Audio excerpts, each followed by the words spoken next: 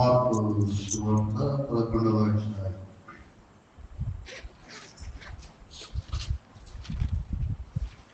మార్పు సువార్త 11వ అధ్యాయం.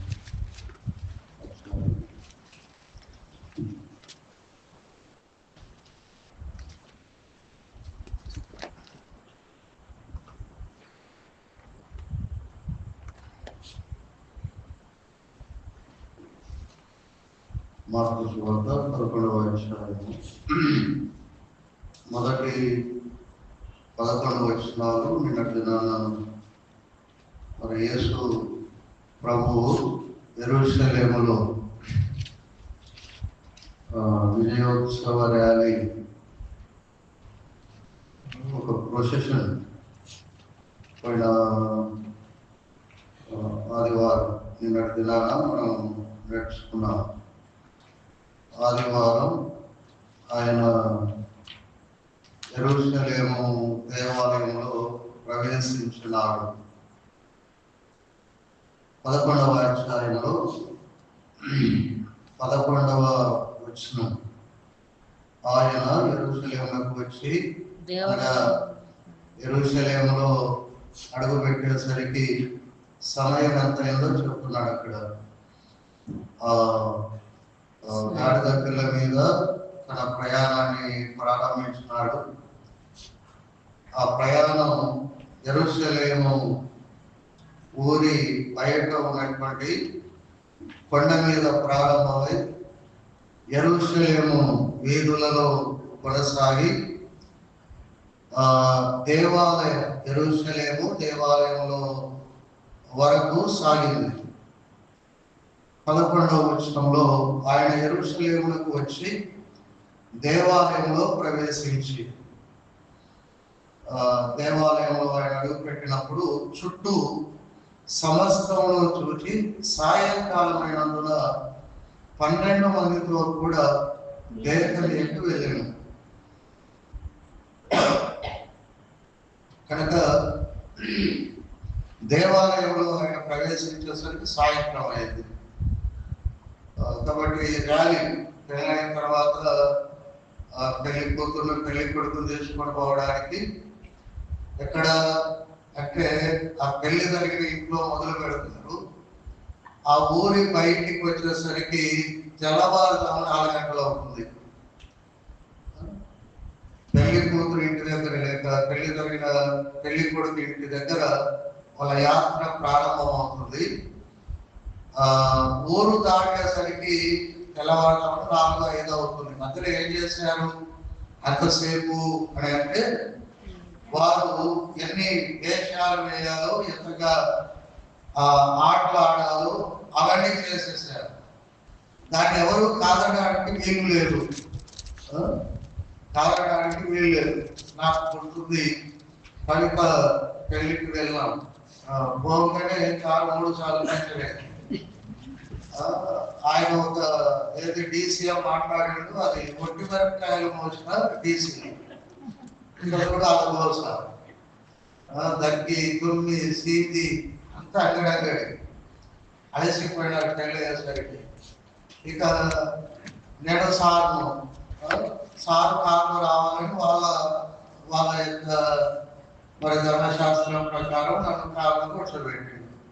అది తెగుతుంది. ఇక అరే మీ బుద్ధి ఏమైందిరా, మాకు నిన్న నిద్ర లేదు, రంగ నిద్ర లేదు, ఉన్నంగా నిద్ర లేదు, మమ్మల్ని వర్తించమంటే వాళ్ళు ఇవ్వలేదు. వాళ్ళు మహారాష్ట్ర నుండి మేము ఇచ్చేసిడే అంటున్నారు. ఇక ఏం చేయాలి మరి? ఎంత ఆపుకునే కోపం ఆగల, అలా చేసేస్తారు. యేసు ప్రభు వారి యొక్క ర్యాలీ అలా సాగింది. వాళ్ళంత తొందరగా పంపిస్తలేరు, కేకులు వేస్తూ ఉన్నారు, ఆయన పొగుడుతూ ఉన్నాడు, జయజయలు పలుకుతూ ఉన్నారు. నిన్నటి మనం జ్ఞాపకం చేసుకున్నాం. కానీ అంత చేసినా కానీ ఆయనకు మిగిలింది ఏమిటంటే ఏడుపు, అంతే మిగిలింది. కాబట్టి సాయంకాలమైన తర్వాత 11వ వచనంలో ప్రవేశించాడు, దేవాలయంలో ప్రవేశించాడు. చుట్టూ సమస్తమును చూచి సాయంకాలం అయినందున 12 మందితో కూడా బేతనియకు వెళ్ళాడు. ఎంతమందితో వెళ్ళాడు? కాబట్టి ఈ డాన్స్ ఏజెంట్ వాళ్ళు, ఈ కేకలు, అరుపులు, ఆశీర్వాదాలు పొందుకునేటువంటి వాళ్ళు అది నిజమైన సరుకుగా, అది మధ్యలో ఆగిపోయేది. కాబట్టి 12 మందితో ఆయన సేవ ప్రారంభించాడు. సేవ ముగింపులో కూడా 12 మంది మిగిలారు. అది ఆయన కన్నిటికి కారణమైంది. కాబట్టి 12 మందితో బేతనియకు కూడా వెళ్ళారు. అయితే ఈ ఏమనాలి, బట్టల ఆదివారం దినాన దేవాలయాన్ని శుద్ధి చేశారని ఈ రెండు కంబైన్ చేసి వాక్యం చెబుతారు. కానీ వాస్తవానికి అది జరగలేదు. బట్టల ఆదివారం యెరూషలేము ప్రవేశం సాయంత్రం అయింది. మందిరానికి వచ్చేసరికి సాయంత్రం మందిరంలో ఎవరున్నారు కాబట్టి చుట్టూ చూసి వెళ్ళిపోయాడు. వెళ్ళిపోయిన తర్వాత 12వ వచనం చూడండి. మరునాడు అని 12వ వచనం ప్రారంభమవుతుంది. మరునాడు అనగా సోమవారం అని అర్థం. మరునాడు వారు బేతనీయ నుండి వెళ్ళుతుండగా మళ్ళా రాత్రి, ఆదివారం రాత్రి బేతనీయకి వచ్చాడు. అక్కడ ఎవరున్నారు బేతనీయలో? ఎవరున్నారు? మార్తా, మరియా, లాజరు. వాళ్ళ ఇంట్లోనే నిన్న చెప్పాక 6 రోజుల ముందు వాళ్ళ ఇంటికి వచ్చాడట. పస్కాకు 6 రోజుల ముందు మార్తా, మరియా, లాజరు కుటుంబము 13 మందికి 6 రోజులు 3 పూట్ల భోజనం పెట్టింది. ఇక చూడండి వాళ్ళ సమర్పణ. అది వేరే ప్రసంగంగా వదిలిపెడతాం. మరునాడు అనగా సోమవారం బేతనియ నుండి వెళ్ళుచుండగా ఆయన ఆకలి కొని ఆకులు గల ఒక అంజూరపు చెట్టును దూరం నుండి చూచి దాని మీద ఏమైనా దొరుకునేమో అని వచ్చాడు. దాని వద్దకు వచ్చి చూడగా ఆకులు తప్ప మరేది కనబడలేదు. ఎలాగనగా అది అంజూరపు పండ్ల కాలము కాదు. అందుకైనా ఇక మీదట ఎన్నటికి లేని పండ్లు ఎవరినో తినకుదురుగా కానీ చెప్పాను. ఇది ఆయన శిష్యులు విన్నారు.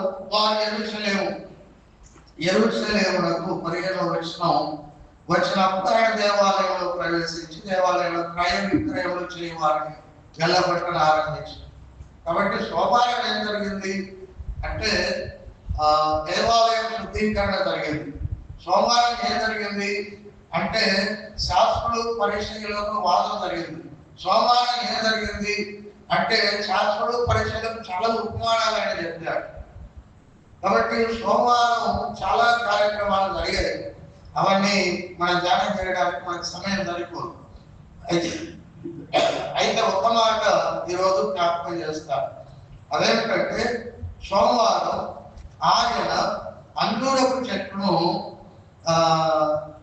ఒక విధంగా శపించడం అనేటువంటిది మనం చూస్తాం.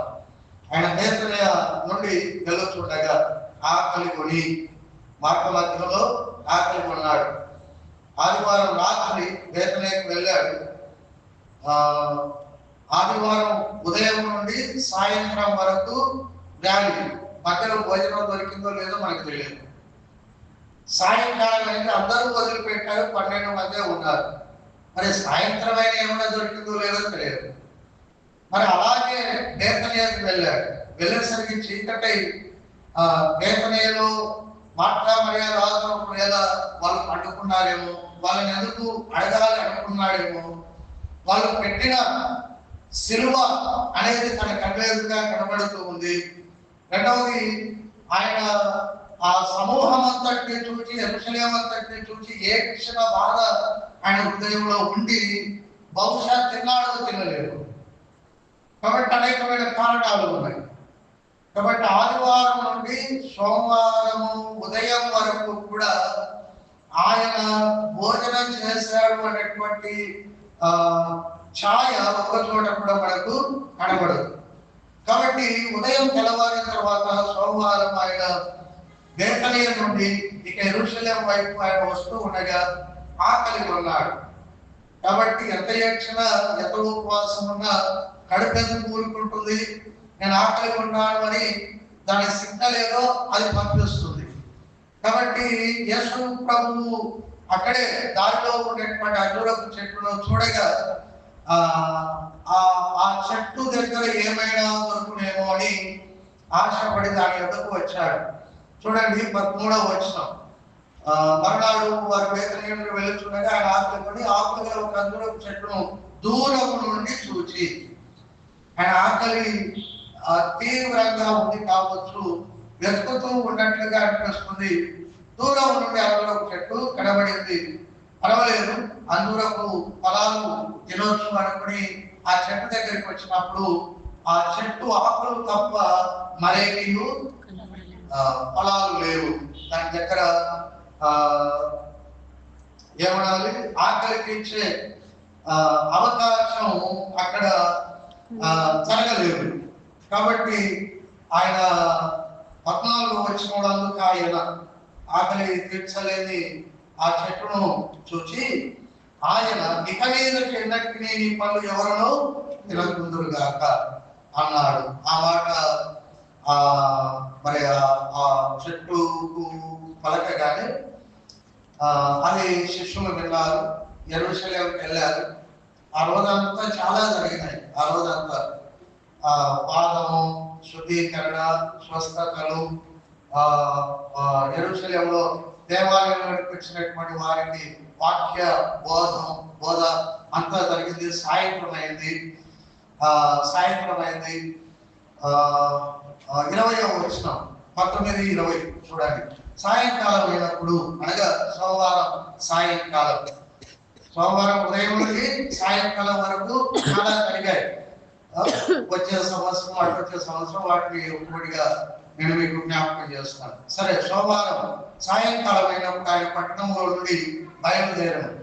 పొద్దున వారు మార్గంలో పోతుండగా ఆ అంజూరపు చెట్టు వేర్లు మొదలుకొని ఎనిమిడుట చూచింది.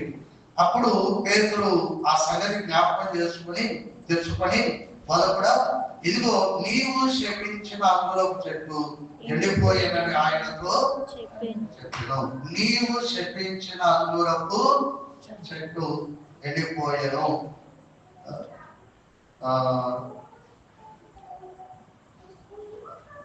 దేవుని శాపము పొందిన చెట్టు, దేవుని శాపము పొందిన చెట్టు.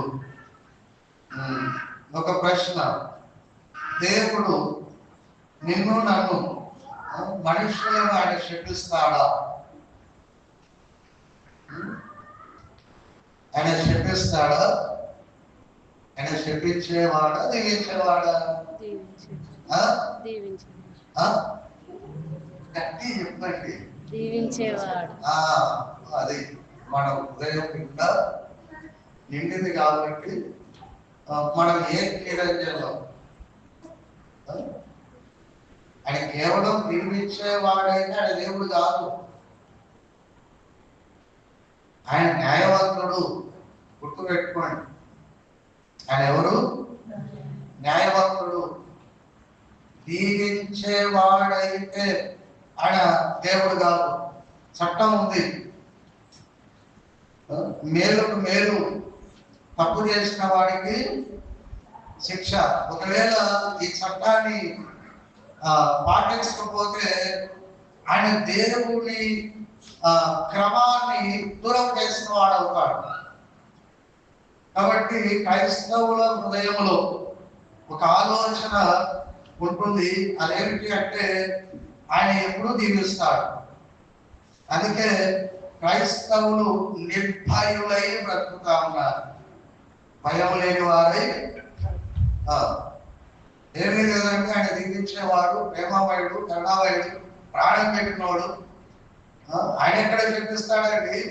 ఇస్కరియోతు యూదా కాళ్ళే కడిగాడు, ఆయనకి ఎక్కడ శాపం? ఆయన నోటి నుండి శాపం వచ్చిన రాదు, నాకు కీడు ఆయన నోటి నుండి ప్రవచింపలేడు అని. కాబట్టి సృష్టికర్త అయినటువంటి దేవుడు న్యాయము కలిగినటువంటి వాడుగా ప్రవర్తిస్తాడు. చెట్టును శపించడం, దానికి ప్రాణం లేదు, అది ఎండిపోయింది. దానివల్ల దానికి మేలు కీడు ఏమీ తెలియదు. కానీ ఆ చెట్టును శపించినటువంటి విషయాన్ని పేతురు జ్ఞాపకం చేసి, ఇదిగో నీవు శపించిన అంజూరపు చెట్టు వెళ్ళిపోయాను అన్నాడు. మరి ఏం చేయమంటావు, అది వెళ్ళిపోతే నేనేం చేయమంటావు అని ప్రభు ఏం అడగలేదు. దానికి సమాధానంగా దేవుడు 2 పాఠాలు వారికి నేర్పించినాడు. దేవుడి ఉద్దేశాలను నెరవేర్చని వ్యక్తి యొక్క బ్రతుకు అలాగవుతుంది అని. దేవుడి ఉద్దేశాన్ని నెరవేర్చినటువంటి వ్యక్తి బ్రతుకు అలాగవుతుంది అనేది మొదటి పాఠం. రెండవ పాఠం దేవుడు నేర్పించింది ఏమిటంటే, మీ ప్రార్థన విశ్వాసంతో కూడినదైతే ఇలాంటి కార్యాలు జరుగుతాయి అని 2 విషయాలు అక్కడ నేర్పించారు. ఒకటి ఏమిటంటే, దేవుడి ఉద్దేశాలను నెరవేర్చని వ్యక్తి బ్రతుకు ఇలాగవుతుంది. రెండవది ఏంటంటే, మీరు విశ్వాసంతో ప్రార్థన చేస్తే ఇలాగే జరుగుతుంది. ఇదేంటో నేను గొప్ప మీరు తక్కువ అన్నట్టు కాదు. మీరు విశ్వాసంతో ప్రార్థన చేస్తే ఇదిగో మీరు ఏదైతే ప్రవచిస్తారో లేక పలుకుతారో అది ఖచ్చితంగా నెరవేర్చబడుతుంది అనేటువంటి సారాంశాన్ని 8 వచనాల్లో ప్రభువు ఉదాహరణగా చెప్పాడు. అయితే మొదటి మాటను నేను మీకు ఈరోజు జ్ఞాపకం చేస్తాను. దేవుని ఉద్దేశాన్ని నెరవేర్చినటువంటి చెట్టు ఎలాగైతే శపించబడి వెళ్ళిపోయిందో, అలాగనే దేవుని ఉద్దేశములను నెరవేర్చినటువంటి మనిషి కూడా శాపము చేత ఒక రోజు వెళ్ళిపోతాడు. అది ప్రాణము లేనిది.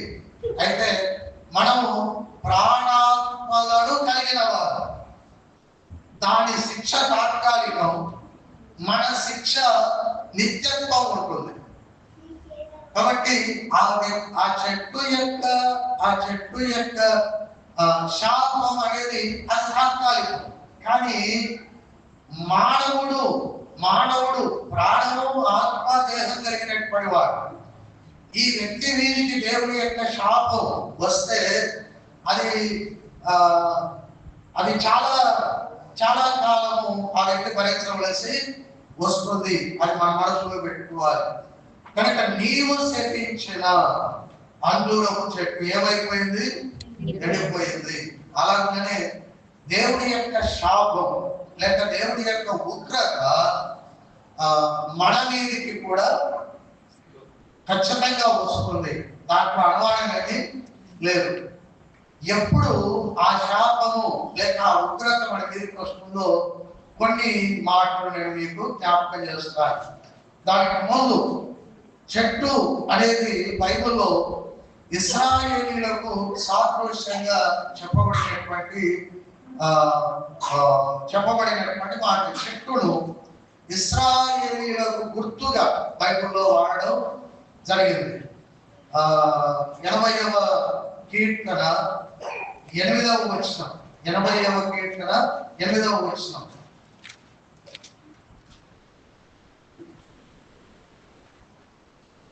నీవు ఐగుప్తులో నుండి ఒక ద్రాక్షవల్లిని తెచ్చితివి, అన్యజనులను వెళ్ళగొట్టి దాన్ని నాటితివి. చూడండి, ద్రాక్షవల్లిని తెచ్చితివి, నాటితివి.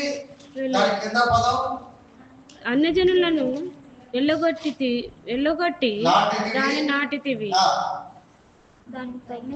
దానికి తగిన స్థలము సిద్ధపరచితివి. కాబట్టి తెచ్చితివి, నాటితివి, సిద్ధపరచితివి. ఈ పదాలు చూడండి.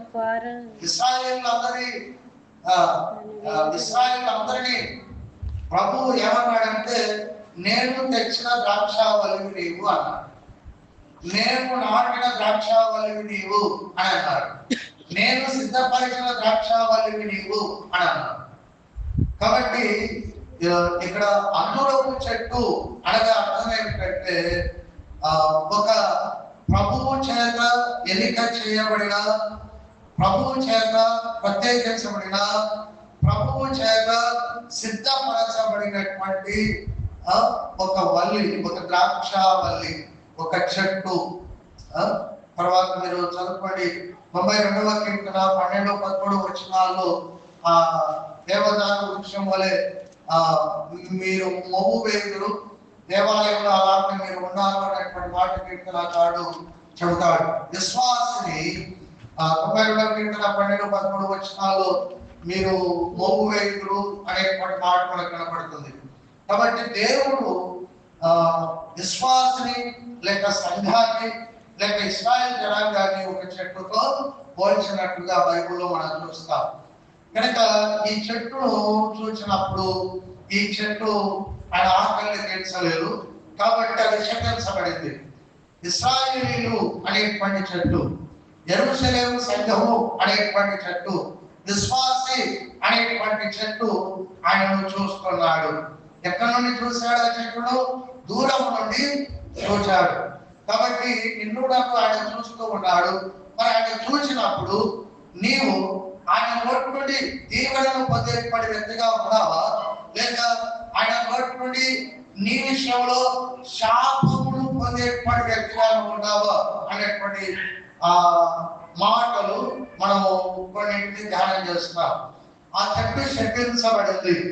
మరి మనము శపించబడడానికి బైబిల్లో ఉన్న కారణాలు ఏమిటో ఒక్కొక్కటి మనకు దేవుని యొక్క వాక్యంలో చూడటానికి ప్రయత్నం చేస్తాం. మార్కు సువార్త ముయ్యదు కానీ మత్తయి సువార్త 21వ అధ్యాయము 19వ వచనం తీయండి. మత్తయి సువార్తలో కూడా ఈ దృష్టాంతము రాయబడి ఉంది. మత్తయి సువార్త 21వ అధ్యాయము చూడండి 19వ వచనం. త్రోవ పక్కన ఉన్న అంజూరపు చెట్టు. ఈ చెట్టు ఎక్కడ ఉన్నది కాబట్టి శపించబడింది. ఈ చెట్టు తోటలో లేనిది గుర్తుపెట్టుకోవాలి. త్రోవ పక్కన ఉన్నదానికి తోటలో ఉన్నదానికి చాలా తేడా ఉంది. త్రోవ పక్కన ఉన్న చెట్టు ఇది తోటలో లేని చెట్టు. కాబట్టి ఈ చెట్టు తోవ పక్కన ఉన్నది, ఆకులు మాత్రమే ఉన్నాయి, మరి ఆకలి తీర్చలేదు కాబట్టి ప్రభు శపించాడు. ఒక వ్యక్తి శపించబడడానికి గల కారణం ఏంటంటే, దేవుని ఉగ్రత ఒక వ్యక్తి మీద రావడానికి గల కారణం ఏంటంటే, దేవుని ఆధీనములో లేక దేవుని అధికారములో ఉండని వ్యక్తిగా ఉంటే, దేవుని ఆధీనములో దేవుని అధికారములో ఏ వ్యక్తి అయితే ఉండడో ఆ వ్యక్తి మీదకి దేవుని ఏమనాలి శాపం లేక దేవుని ఉగ్రత లేక దేవుని కోపం వస్తుంది. ఈ చెట్టు మీదకి దేవుని శాపం, దేవుని ఉగ్రత, దేవుని కోపం రావడానికి గల కారణం ఏమిటంటే, ఆ చెట్టు తోటలో లేదు. తోటలో లేదు. అది ఎలా పడిందో దాని వివరణ వదిలేద్దాం.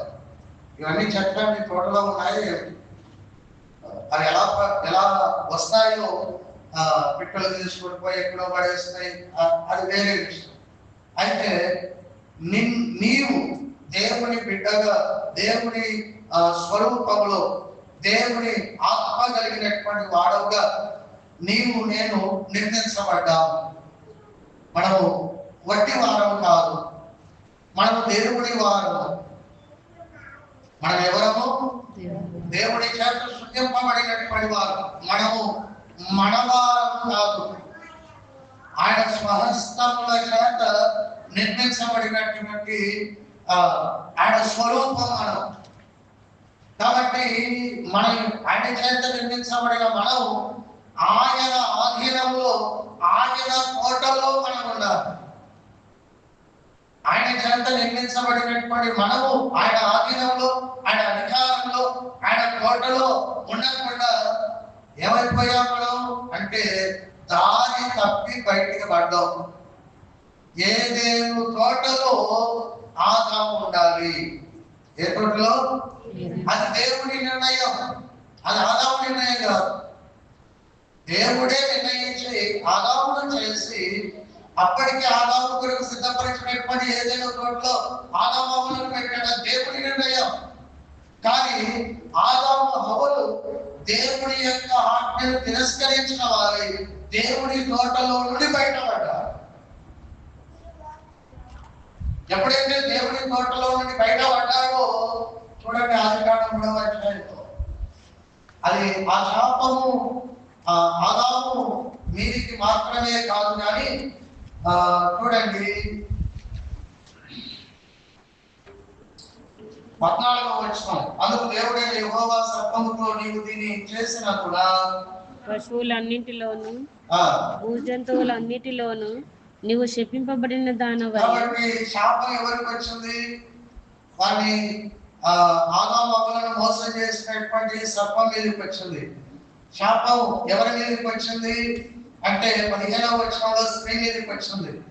శాపం ఎవరి మీదకి వచ్చింది? 17వ వచనంలో ఆదాము మీదకి వచ్చింది. శాపం ఎవరి మీదకి వచ్చింది? 18వ వచనం, అది ముళ్ళ తుప్పలను గచ్చపదలను నీ కొరకు మొలిపించును, పొలంలోని పంటను నీవు తిందు, నీవు నేలను తిరిగి చేరే వరకు నీ ముఖపు చెమటను కార్చి చూడండి. శాపం శాపం శాపం, ఉగ్రత, కోపం. తోట బయట ఎందుకు తోట బయట ఉన్నాడు? సొంత నిర్ణయం. ఈరోజు మానవులందరూ కూడా ఎక్కడ ఉన్నారు అంటే తోట బయట ఉన్నారు, తోటలో లేదు. రోమీయులకు రాసినటువంటి పత్రిక 3వ అధ్యాయంలో మీకందరికీ పరిచయమైనటువంటి మాట 12వ వచనం, అందరూ త్రోవ తప్పి తోటలో ఉండవలసిన వాడు త్రోవ తప్పి తోట బయట ఏకముగా పనిగా మారిన వారై. తోటలో పనికి వచ్చే వారుగా ఉండవలసినటువంటి మనం తోట బయట పనికి మారిన వారమై దేవుడి దృష్టిలో నిలబడిపోతున్నాము. కనుక ఒక వ్యక్తి శపించబడడానికి మొదటి కారణం ఏమిటంటే ఆ వ్యక్తి ఆయన ఆధీనంలో, ఆయన అధికారంలో, ఆయన తోటలో ఉండకపోవడం. మనం జన్మ కర్మ పాపము చేత దేవునితో ఉండని వ్యక్తులముగా ఈ లోకంలో అడుగు పెట్టవలసి వచ్చింది. ఆదాము తోట బయటికి గెంటివేయబడ్డాడు. అప్పటి నుండి మనం బయట బతకాల్సిందే, లోపల బ్రతకడానికి వీలు లేదు.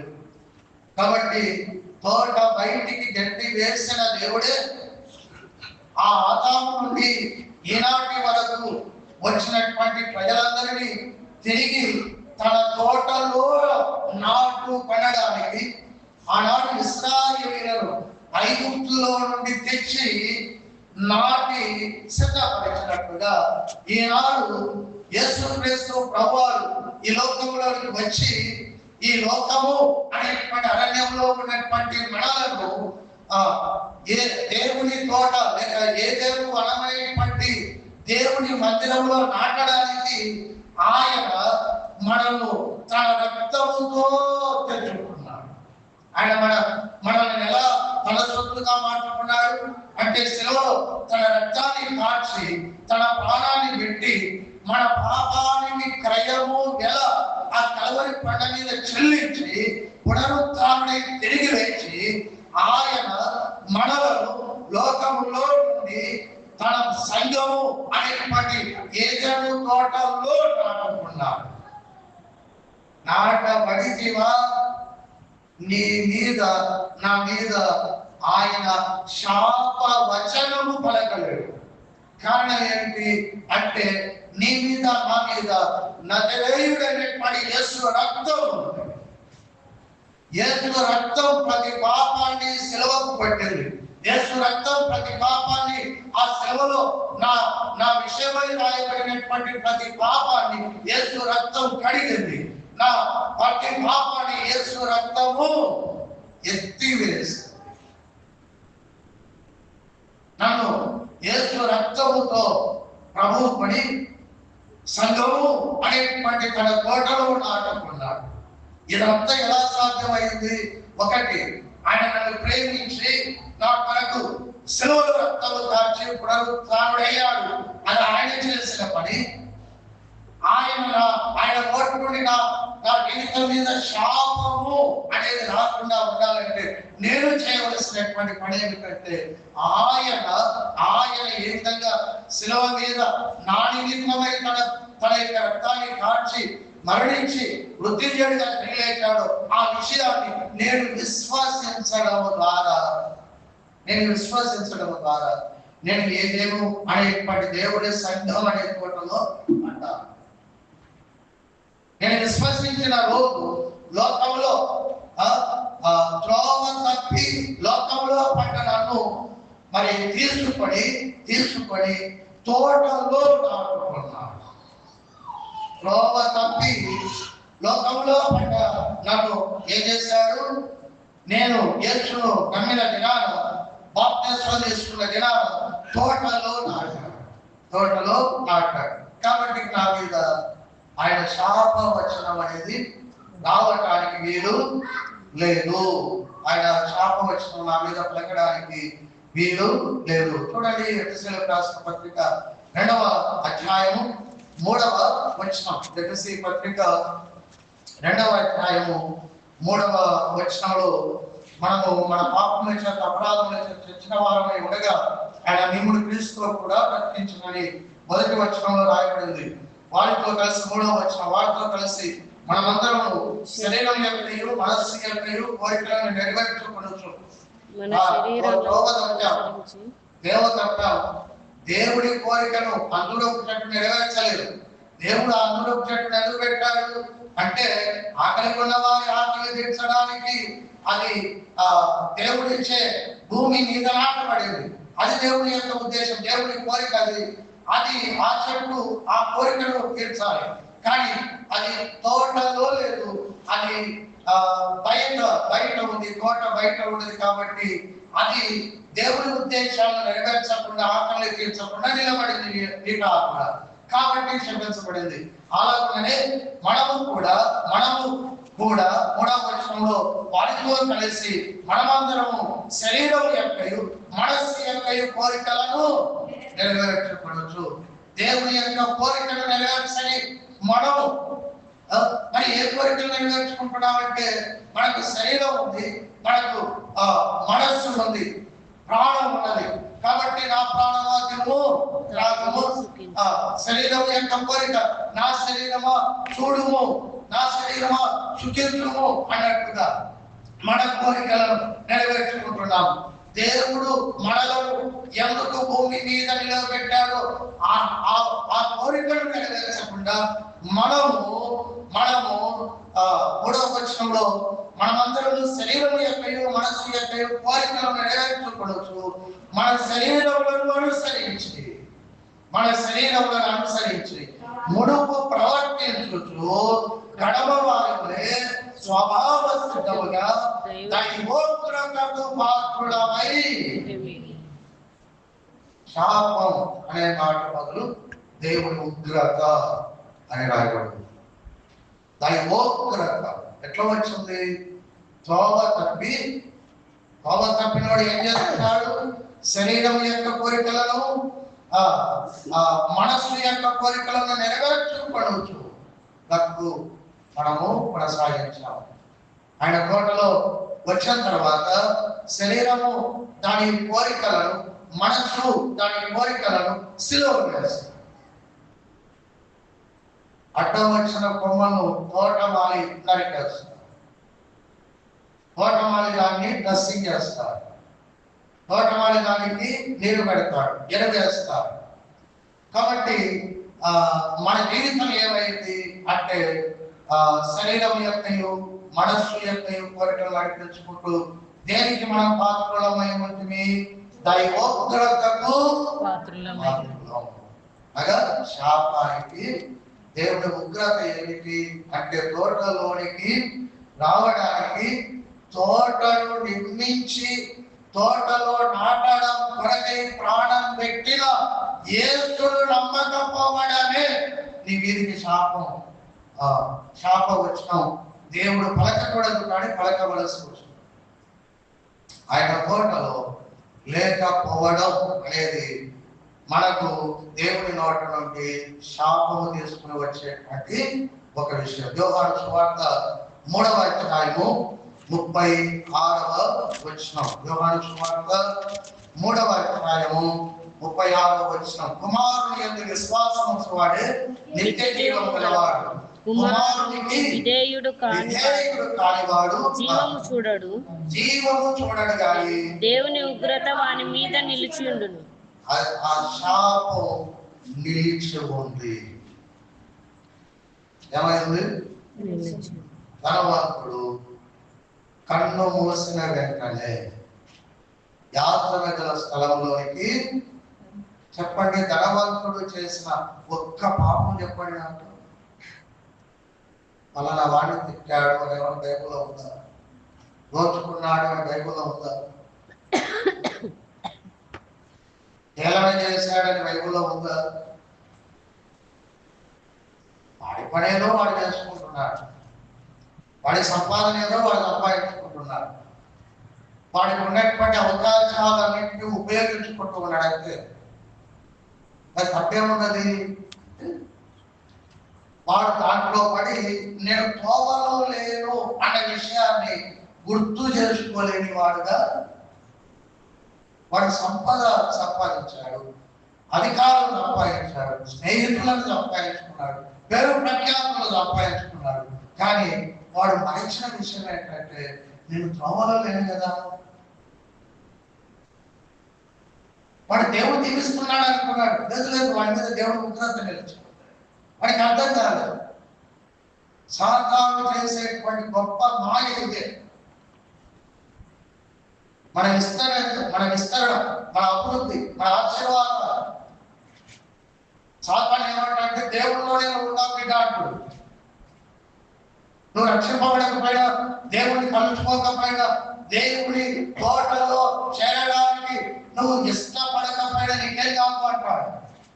యోహాను సువార్త 3:36లో ఉంది, కుమారుని యందు విశ్వాసం ఉంచువాడే నిత్య జీవము గలవాడు, కుమారునికి విధేయుడు కానివాడు జీవము చూడడు కానీ దేవుడి ఉగ్రత వాని మీద. It is firmly standing upon that person. అది స్థిరముగా ఆ వ్యక్తి మీద నిలిచి ఉంది.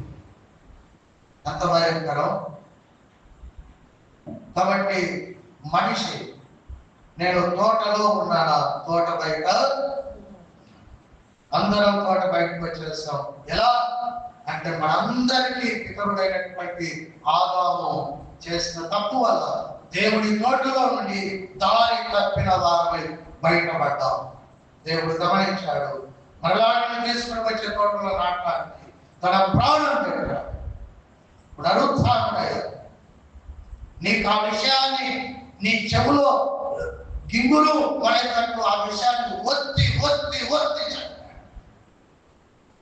కానీ ఆ మాటకు నువ్వు ఒప్పించబడక, నేను ఒప్పించబడక, తోట బయటనే నా శరీరం యొక్క కోరికలను, మనస్సు యొక్క కోరికలను నెరవేర్చుకుంటూ తోట బయటనే ఉన్నప్పుడు ఆయన యొక్క శాపము, ఆయన యొక్క ఉగ్రత నా మీద ఏమైంది?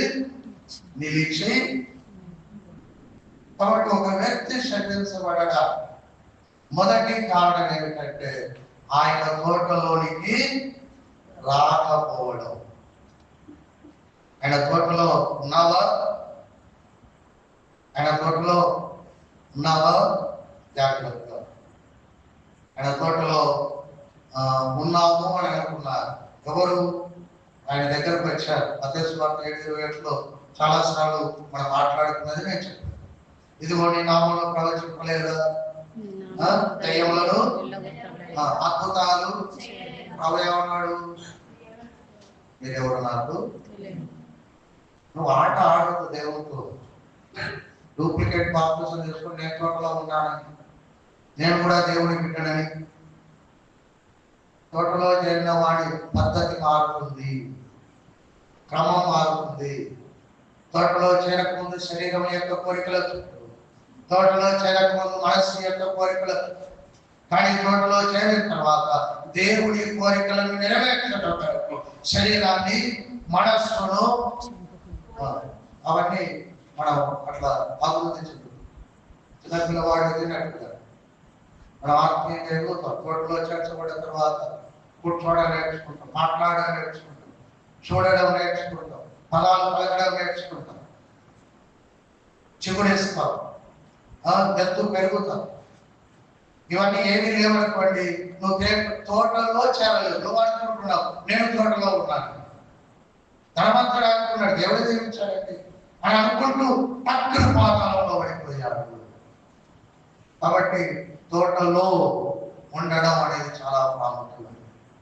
తోటలోనికి వచ్చిన చెక్క ఎలా మారాడు అంటే అద్భుతం. ఆ చెక్క పట్టుకొని చెక్కని చూసి ఇతడు అబ్రహాము ఆన్ ద స్పాట్. ఎంత మార్పు! సమరయ స్త్రీ ఎంత మార్పు! 18 ఏళ్ల నుండి బలహీనపరుచు దయ్యము చేత నడుము వంగిపోయినటువంటి స్త్రీ, ఆమె ప్రభు ఎప్పుడైతే ముట్టాడో ఆమె నిటారుగా నిలబడింది. ఆమెతో ప్రభు అన్నాడు, ఏమన్నాడంటే ఈమె అబ్రహాము. అర్థమైందా తోటలో?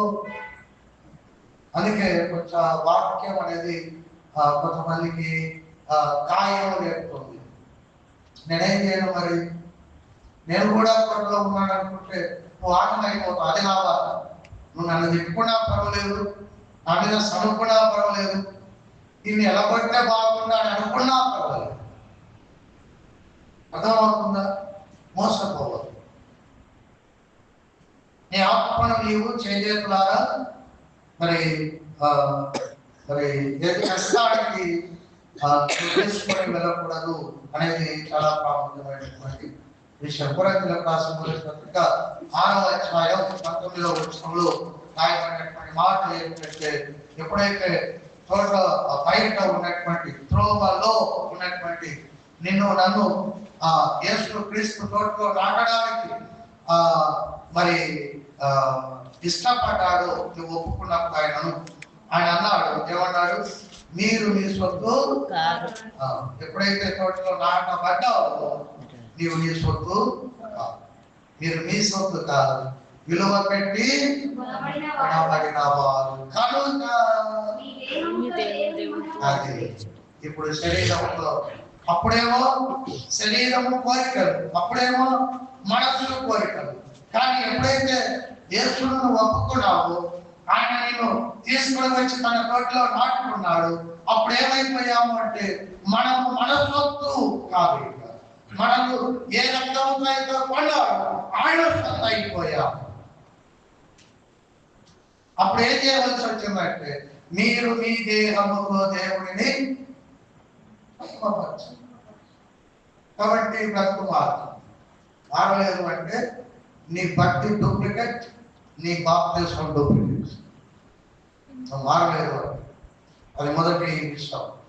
శపించబడకుండా ఉండాలి అంటే కనుక మార్కు 11వ అధ్యాయం 21వ వచనంలో నీవు శపించిన అందులో చెట్టు. కాబట్టి దేవుడు శపించకుండా ఉండాలి అంటే ఆ అందులో చెట్టు తోట బయట ఉన్నది, మనము ఆయన తోటలో ఉంటే శాపం మన మీదకి రాదు. ఇక రెండవ ఆలోచన ఏమిటంటే శపించబడకుండా ఉండడానికి రెండవ ఆలోచన ద్వితీయోపదేశ కాండం 28వ అధ్యాయం. ద్వితీయోపదేశ కాండము 28వ అధ్యాయం. ద్వితీయోపదేశ కాండం 28వ అధ్యాయం 15వ వచనం. నేడు నీకు ఆజ్ఞాపించు ఆయన సమస్తమైన ఆజ్ఞలను కట్టడలను నీవు అనుసరించి నడుచుకొనవలెనని నీ దేవుడైన యెహోవా సెలవిచ్చిన మాట వినిన ఎడల ఈ శాపములన్నీ నీకు సంభవించు. ఈ శాపములన్నీ అనేటువంటి మాట కింద చాలా శాపాలు ఉన్నాయి. కాబట్టి దేవుడు నన్ను దీవిస్తాడు. దేవుడు శపించే అవకాశం కూడా ఉంది. ఆయనకు ఒక పద్ధతి ఉంది, ఆయనకు ఒక క్రమము ఉంది, ఆయనకు ఒక శాస్త్రం ఉంది. 28వ అధ్యాయం ద్వితీయోపదేశ కాండం 28వ అధ్యాయం 15వ వచనం. కాకపోతే నేను అనగా దేవుడు అని అర్థం. చెప్పండి, నేను నేడు నీకు ఆజ్ఞాపించు ఆయన సమస్తమైన ఆజ్ఞలను కట్టడలను నీవు అనుసరించి నడుచుకొనవలెనని నీ దేవుడైన యెహోవా సెలవిచ్చిన మాట వినని ఎడల ఈ శాపములన్నీయు నీకు సంభవించును. చూడండి, 16వ వచనంలో పట్టణంలో నీవు శపించబడదు, పొలంలో నీవు శపించబడదు, నీ గంప పిండి పిసుకు నీ గంపయు పిండి పిసుకు నీ కొట్టియు శపించబడను, నీ గర్భఫలము నీ భూమి పంట నీ ఆవులు నీ గొర్రె మేకల మందలు శపించ, నీవు లోపలికి వచ్చినప్పుడు శపించబడదు, వెలుపలికి వెళ్ళినప్పుడు ఇక ఇంటికి వెళ్ళేంత రావాలి. అది రెండవ విషయం, ఒక వ్యక్తి శపించబడడానికి దేవుని యొక్క శాపం ఒక వ్యక్తి మీదకి రావడానికి రెండవ కారణం ఏంటంటే, మొదటిది ఆయన తోటలో ఉండకపోవడం శాపాన్ని తెస్తుంది. ఆయన తోటలో ఉంటే శాపం అనేది మన దగ్గరికి రాదు. రెండవది, ఆయన తోటలోకి వచ్చిన తర్వాత ఆయన ఆజ్ఞలను అనుసరిస్తే శాపం రాదు. ఆయన ఆజ్ఞలను వినకపోతే శాపం. తోటలోనికి వచ్చావు, బడిలోనికి వచ్చావు, సార్ చెప్పింది వినాలి, వినకపోతే ఖచ్చితంగా దెబ్బలు, వినకపోతే ఖచ్చితంగా నువ్వు బడి బయట ఉన్నావు అనుకో, సార్ చెప్పింది వినకపోయినా నీకు దెబ్బలు కావు. ఎందుకంటే బయట ఆల్రెడీ శాపం ఉంది, వాటిలోనికి రాలేదు, ఆల్రెడీ శాపం ఉంది, ఇంక నీకు మళ్ళీ ఎక్స్ట్రా శాపం దేనికి అక్కర్లేదు. దేవుడి గుడి అనే బడిలోకి వచ్చిన తర్వాత ఆ గుడి అనే బడిలో దేవుడు ఒక టీచర్ లాగా నీ క్షేమం కొరకు, నీ అభివృద్ధి కొరకు, నీ ఆశీర్వాదం కొరకు, నీ దీవెనల కొరకు, పరలోకంలో నేను హెచ్చరించడం కొరకు ఆయన కొన్ని ఆజ్ఞలను నీకు చెప్పినప్పుడు ఆ ఆజ్ఞలను నీవేం చేయాలి? వినిన ఎడల నీకు శాపము రాదు, వినని ఎడల నీకు శాపము. అధిక సంఘంతో ప్రభు అన్నాడు, ప్రకటన 2-3 అధ్యాయాలు 7 సంఘాల్లో అన్ని చెప్తూ చివరిలో ఏమన్నాడు? ఆత్మ చెప్పు సంగతులు చెవిగలవాడు వింటే ఏమొస్తుంది అంటే ఆశీర్వాదం వస్తుంది, వినకపోతే ఏమొస్తుంది? శాపం వస్తుంది. వినని ఎడల ఈ శాపములన్నీ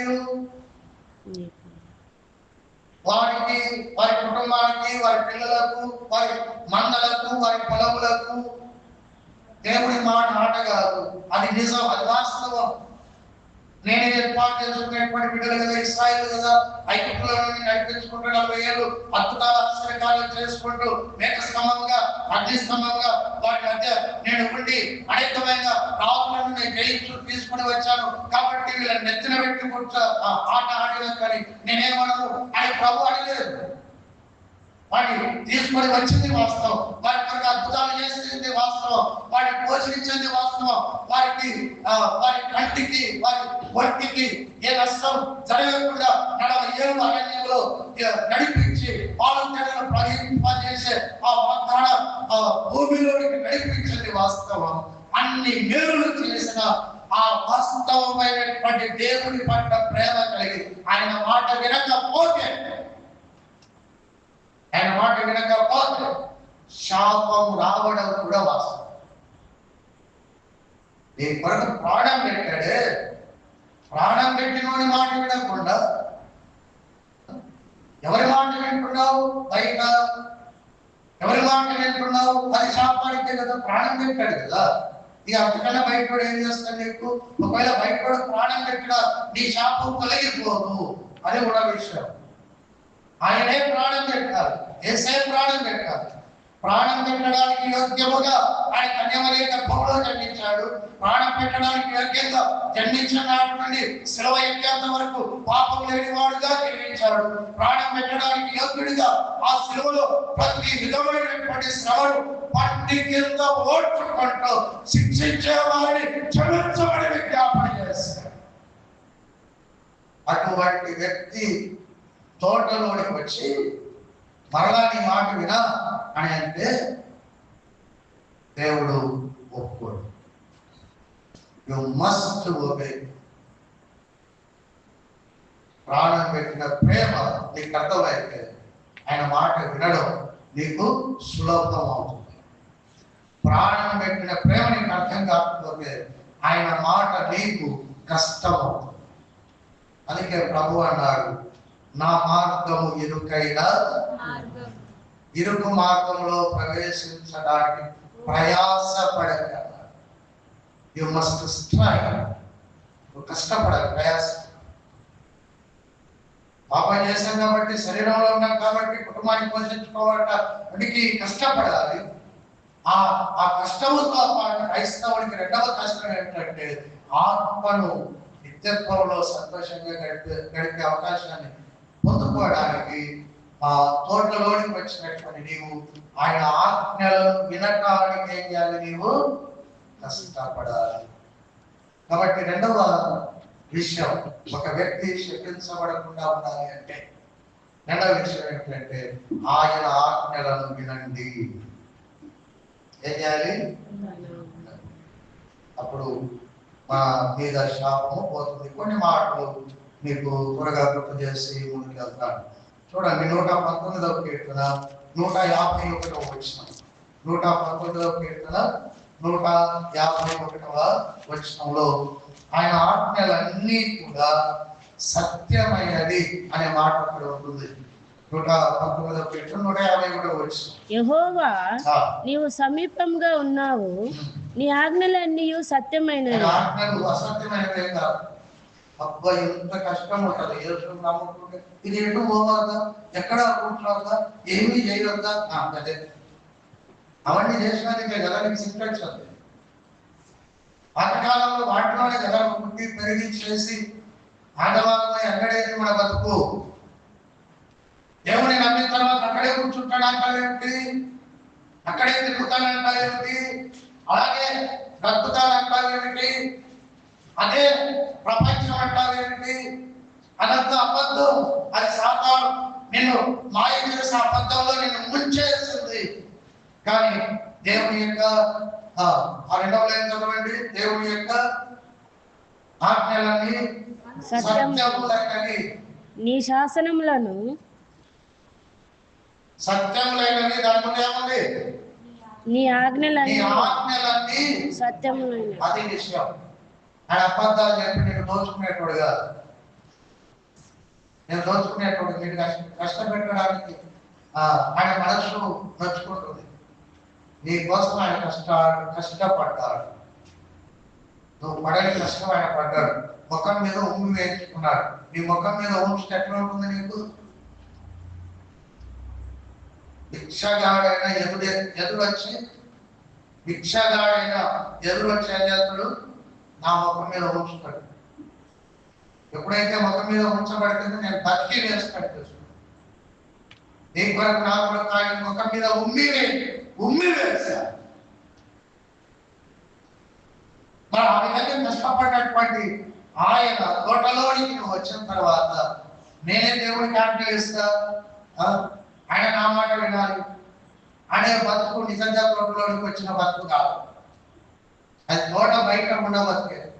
తోట బయట అదే కదా జరిగింది.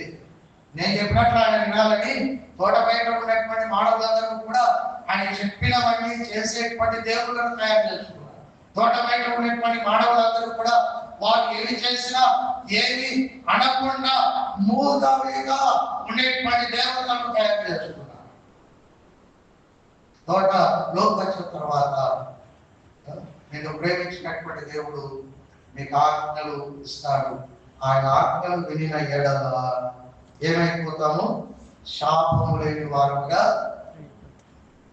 వినండి. ఆయన ఆజ్ఞలు వినండి, శాపము లేని వారు ఆయన ఆజ్ఞలు ఏంటి? సత్యమైనవి అనేటువంటి మాట 119వ కీర్తన 143వ వచనంలో నీ ఆజ్ఞలు సత్యమైనవి. 143 శ్రమయు వేదనయు నన్ను పట్టి ఉన్నవి, అయినను నీ ఆజ్ఞలు నాకు సంతోషము కలుగజేయుచున్నవి. సంతోషమైనది, సత్యమైనది, అవి సంతోషాన్ని కలుగజేస్తాయి. ఒకరోజు నీకు సంతోషం, దేవుని ఆజ్ఞను అనుసరించినటువంటి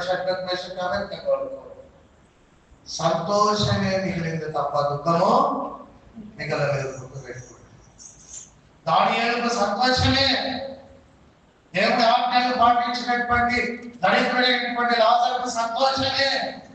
అబ్రహాములో కూడా కూర్చొని సంతోషిస్తున్నాడు, నెమ్మది. ఆయన ఆజ్ఞలు వినని వాడికి దుఃఖమే. కాబట్టి ఆయన ఆజ్ఞలు సత్యమైనవి, ఆయన ఆజ్ఞలు సంతోషము కలిగించేవి. 119వ కీర్తన 172వ వచనం. ఆయన ఆజ్ఞలు ఎటువంటివి అంటే సంతోషమైనవి. మూడవది నీ ఆజ్ఞలన్నీ న్యాయములైనవి. అన్యాయం లేదు, న్యాయమే ఉంటుంది.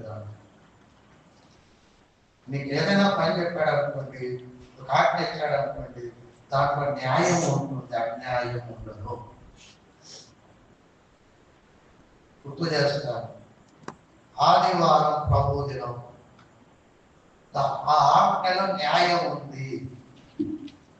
నీకేమనిపిస్తుంది? ఆజ్ఞలో అన్యాయం ఉంది అనిపిస్తుంది. ప్రభు దినము దేవుని యొక్క మందిరానికి వెళ్ళి ఆరాధన చేయటం అనే ఆజ్ఞలో నీకేం కనపడుతుంది?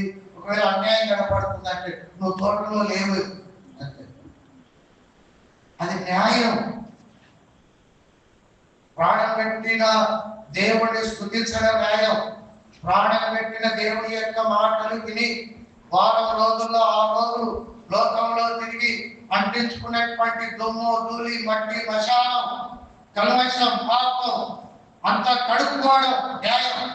వారం రోజులు లోకంలో ఇష్టం వచ్చినట్టుగా మన జీవితాన్ని జీవించినామేమో, ఇదిగో ప్రభుడు జ్ఞాపకం చేసుకోవడానికి ఆ ప్రభు దినాన వచ్చి ఆయన రక్తంలో చేయి వేసి, ఆయన శరీరంలో చేయి వేసి ఆయన జ్ఞాపకం చేసుకోవడం న్యాయం. పరిశుద్ధులందరితో కలిసి ఆదివారం ప్రార్థన చేయడం న్యాయం. అన్యాయం ఎలా అవుతుంది? ఆయన ఆజ్ఞలో అన్యాయం కనిపిస్తూ ఉంది అని అంటే శాపం. కాబట్టి అన్యాయం కాదు. కనుక సూక్ష్మంగా ఈ 2వ మాటను గుర్తుపెట్టుకోండి. 1వది ఏమిటి? ఆయన తోటలో ఉంటే మన మీద శాపం ఉండదు. 2వది ఆ తోటలోకి వచ్చిన తర్వాత ఆయన ఆజ్ఞలను వింటే మన మీదకి శాపము రాదు. ఆయన ఆజ్ఞలు వింటే మన మీదకి శాపము రాదు. మూడవ మాట మొదటిది తోటలో ఉంటే, 2వది తోటలో ఆయన మాటలు వింటే, 3వది ఆయనతో ఉంటే అనే మాట 3వ మాటగా జ్ఞాపకం చేసుకున్నాం. ఇర్మియా గ్రంథం 17వ అధ్యాయం 5వ వచనం. ఇర్మియా గ్రంథం 17వ అధ్యాయం 5వ వచనం. యెహోవా ఇలాగ సెలవిచ్చుచున్నాడు, నరులను ఆశ్రయించి శరీరులను తనకు ఆధారముగా చేసుకొనవచ్చు, తన హృదయము యెహోవా యందు నుండి తొలగించుకొనువాడు తన హృదయము యెహోవా నుండి తొలగించుకొనువాడు శాపగ్రస్తుడు. తోటలోకి వచ్చావు, మంచిదే. ఆజ్ఞలు విన్నావు, మంచిదే. 3వది ఆయన నుండి నీ హృదయం, ఆయనతో నీ హృదయం ఉండాలి. ఆయన నుండి నీ హృదయమును తొలగించుకొనువాడు ఏమిటి? శాపగ్రస్తుడు. వేస్తవారు ఇస్కరియోతు యూదా గురించి మనం మాట్లాడుతున్నాం. ఇస్కరియోతు యూదా గురించి ప్రభు చెప్తున్నారు. మాట ఏంటంటే వాడు పుట్టకొట్టిన వాడికి ఇంత బలమైన వాడు పుట్టకుంటే వాడికి మేళ ఏం చేద్దాం మరి. అందుకే 17వ అధ్యాయం 17:9 హృదయం అన్నిటికన్నా ఘోరమైన వ్యాధి గలదు. కాబట్టి నీ హృదయం నీ దేవునితో ఉందో లేదో నీకే తెలుస్తుంది. రెండవది నీ దేవునికే. 11 మంది శిష్యులకు ఏమని తెలుసు అంటే ఇస్కరియోతు యూదా హృదయం దేవునితో యేసుతోనే ఉందనుకున్నారు. వాళ్ళకి తెలియదు. అది ఇస్కరియోతు యూదాకే తెలుసు, అది దేవునికే. ప్రభు అన్నాడు ఆ మాంసపు ముక్క ఇస్కరియోతు యూదాకిచ్చి నువ్వు చేయవలసింది చేయాలి. నువ్వు చేయవలసింది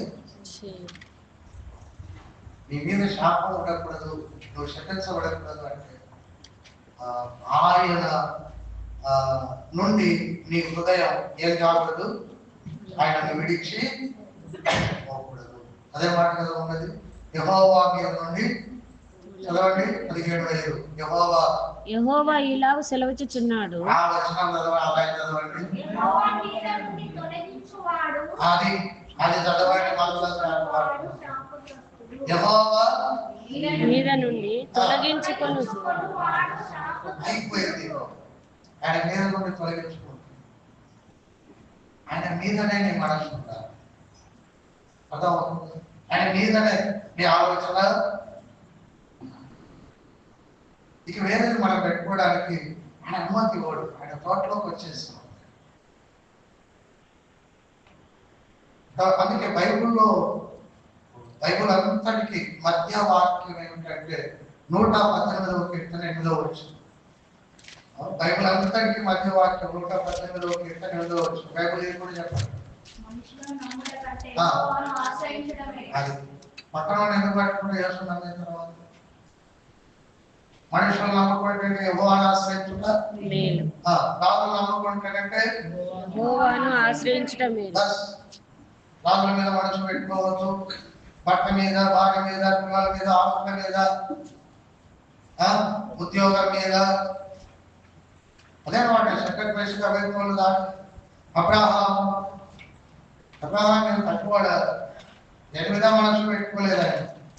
ఆయన కొడుకు పెళ్లి చేయమని, పెళ్లి కూతురు చేసుకుంటామని ఎలియాజరును పిలిచి ప్రమాణం చేయించుకొని 10 గంటలు మోసేంత వెండి బంగారు వస్త్రాలు ఇచ్చి పంపించాడు. ఎన్ని గంటలు? 10 గంటలు మోసేది వెండి బంగారు వస్త్రాలు తినమని అందించి పంపించాడు. అంత ధనవంతుడు భూమి మీద ఎక్కడ నివాసం చేశాడంటే గుడారములో నివాసం చేశాడు. ఎందుకంటే ఆయన మనస్సంతా దేని మీద ఉంది. ఎవ్రీ పత్రిక 11వ అధ్యాయంలో చెప్పినట్లుగా ఆయన దేనికి శిల్పి నిర్మాణకుడై ఉన్నాడు. ఆ పట్టణం మీద అబ్రహాము యొక్క మనసు ఎదురు. ఆయన మనసు డబ్బు మీద లేదు, ఆస్తి మీద లేదు, ఈ యొక్క పరిచారకుల మీద లేదు. ఆయన మనస్సంతా కూడా దేవుడు దేనికి శిల్పి నిర్మాణకుడై ఉన్నాడు. ఆ పరలోక పట్టణం మీద ఆయన మనస్సు. శాపం ఎక్కడ వస్తుంది? రాదు. అందుకే ఆదికాండం 12వ అధ్యాయం 2-3 వచనాలు తర్వాత మీరు చదవండి. నేను శపించిన వారిని నేను శపిస్తాను అన్నాడు. నేను శపించిన వారిని శపిస్తాను. అబ్రహాము దేవుడే శపించలేదు, నువ్వెవడు శపించాలి. కాబట్టి 3వ మాట ఏమిటంటే, మొదటి మాట ఆయన తోటలో ఉంటే శాపము రాదు. రెండవది ఆ తోటలో ఆయన ఆజ్ఞలు వింటే శాపము రాదు. మూడవది ఆయనతో నీ మనస్సు లేక నీవు ఉంటే శాపము రాదు. ఆయనతో నువ్వు ఉండాలి, నీ మనస్సు ఉండాలి. అందుకే హృదయం అన్నిటికన్నా ప్రతిరోజు దాన్ని గడుపుకోవాలి. ప్రభువాన్ని గడపాలి. ప్రవక్తనే యెషయా ప్రవక్తనే 4 రాజులకు ఆయన వాక్యాన్ని బోధించినటువంటి ప్రవక్త. యెషయా గ్రంథం 1వ అధ్యాయం 1-2 వచనాలు చదువుకోండి. తర్వాత 4 రాజులకు వాక్యాన్ని, క్రమాన్ని, దేవుని మాటలను బోధించిన ప్రవక్త. అటువంటి యెషయా ప్రవక్త 6వ అధ్యాయంలో దేవునిని ఆయన కరుణాగా చూచినప్పుడు ఆయన అన్నాడు, ఇదిగో అపవిత్రమైన పెదవులు గలవాడు, అపవిత్రమైన పెదవులు గల జనుల మధ్య సంచరించువాడు, అయ్యో నేను పాపిని, నేను నశించి తిని అని కేకలు. కాబట్టి నువ్వేం చేయాలి, నేనేం చేయాలి అంటే ప్రతిరోజు ఆయన దగ్గర ఆయన పాదాల మీద పడి కడుక్కోవాలి. ప్రభా నా మనస్సు దాడి పట్టిందా, నా ఆలోచనలు నీ మీద కాకుండా మరొక దాని మీదకి పరిగెత్తాయా, ఆయన దగ్గర మనం చెక్ చేసుకోవాలి. ప్రతిరోజు ప్రవక్త చెక్ చేసుకున్నాడు, మనం ప్రతిరోజు ఆయనతో ఉన్నామో లేదా. అందుకే వాక్యముతో మనం సహవాసం చేయవలసినటువంటి వారమై ఉన్నాం. ఇది ఎలా మాట 13వ మాట, శపించబడకుండా ఉండడానికి 3వ విషయం అది. దావీదు అన్నాడు, యుద్ధము ఎవరిదన్నాడు? దావీదు 118వ కీర్తనలో మనుషులను నమ్ముకున్నట్టు కంటే, రాములను నమ్ముకున్నట్టు కంటే, దావీదు ఏమంటాడంటే నన్ను నేను కూడా నమ్ముకోడా అంటాడు. విశ్వాసం అలా ఉండాలి. నిన్ను నీవు కూడా నమ్ముకోవద్దు, నీవు దేవుని మీద ఉండాలి. అప్పుడు శాపం కొన్నిసార్లు మన మీద మనకు నమ్మకం ఎక్కువ. నాకు ప్రార్థన పడేవారు లేరు, చర్చిలో నాతో క్రమం కలిగినటువంటి వ్యక్తి విశ్వాసం ఎవరు లేరు, చర్చి పనుల్లో నేను చేసినంత ఎవరు. ఇవన్నీ ఏం చేస్తాయంటే నిన్ను నీవు నమ్ముకునే విధంగా చేస్తాయి. దావీదు దాన్ని కూడా దాటాడు. అదే దాటితే తప్ప మనకు శాపం నుండి దూరంగా ఉండడానికి అవకాశం లేదు. కాబట్టి గొల్లియాతు మీదకి వెళ్తున్నప్పుడు యెహోవాదే, నా మీద కూడా నాకు నమ్మకం ఏమీ లేదు. నేనెంతటోనండి, నేను కొట్టుకోండి, నాకేం యుద్ధం వస్తుందా, కత్తి పట్టడం వస్తుందా, రాదు, అవన్నీ నాకు అలవాటు లేదు.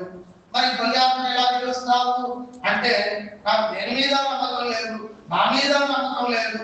మరి ఎవరి మీద అంటే నన్ను కోటలోనోటిగా నా దేవుడి మీద నాకు నమ్మకం, ఆయన నాకు విజయిస్తాను. ఆ విధంగా ఉంటే శాపం మన మీద కాదు. యెహోవా మీద మన మనస్సు ఉండాలి. ఇది 3వ. 4వ మాట మొదటిది చెప్పండి. ఆయన తోటలో గుర్తుంటాయా మీకు? దిక్కులు చూస్తున్నాను. ఆయన తోటలో రెండవది ఏంటి? ఆయన ఆజ్ఞలు వినాలి. 3వది ఏంటి? ఆయన హృదయం మీద నీ హృదయం ఉండాలి. నువ్వు ఆయన మీదనే ఉండాలి. మనుషుల వైపు, పొలం వైపు, ఆస్తి వైపు, ఉద్యోగం వైపు, వీటి మీద మనం ఉండకూడదు. అప్పుడు శాపము రాదు. ఇక 4వ మాట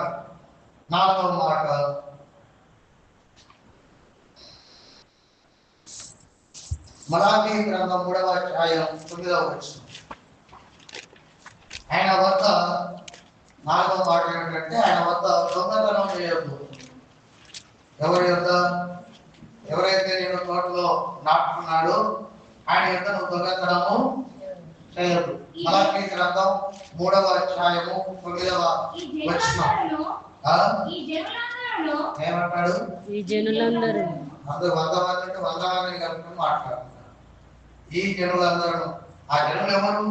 ఆయన వాళ్ళే, ఇశ్రాయేలులే, దేవుని జనాంగముగా పేరు పెట్టబడినటువంటి వారే. చదువు. ఈ జనులందరూ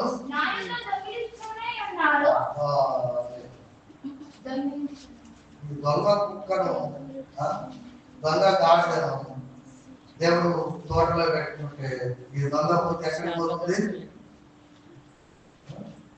కుక్క తోక ఎట్లా ఉంటుంది? అది కుక్కగా ఉంటుంది కదా.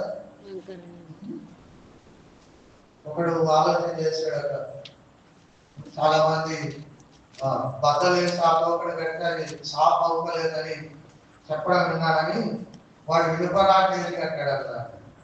కుక్క తోకను ఏం చేశాడు? ఇనుపరాట వేసి అది చక్కగా ఉంటుంది అనుకుని ఆ తోక కట్టి ఒక నెల తర్వాత ఆ ఇనపరాన్ని తీసేస్తే ఆ తోక వల్ల చోట నీ తోటలో తెచ్చి పెట్టుకుంటే ప్రభు బాధపడుతున్నాడు. కళ్ళదలు ఈ జనులందరూ నా యొద్ద దొంగిలించునే ఉన్నారు. నా యొక్క ఏం చేస్తున్నారు? దొంగిలించుతూనే ఉన్నారు. మీరు శాపగ్రస్తులై ఉన్నారు. మీరు ఏమైనారు? శాపగ్రస్తులై అమ్మయ్యా, దొంగతనం చేసిన శాపం వల్ల దీవెనట్టే అర్థమవుతుందా? అక్కడ దశమభాగం గురించి మాట్లాడాడు. దేవుని దగ్గర మానవుడు లేక తోటలో నాటబడినటువంటి విశ్వాసి ఏం చేస్తున్నాడు? దొంగతనం. దశమభాగం కన్నా ముఖ్యంగా దేవుడు నమ్మిన వారు దేవుని యొక్క దొంగతనం చేసే విషయాల్లో మొదటిది ఏమిటంటే దేవుని సమయాన్ని దొంగతనం చేస్తాం మనం. ఏమి దొంగతనం చేస్తాం మనం? రోజుకు 24 గంటలు. 24 గంటల్లో దశమభాగం ఎంత?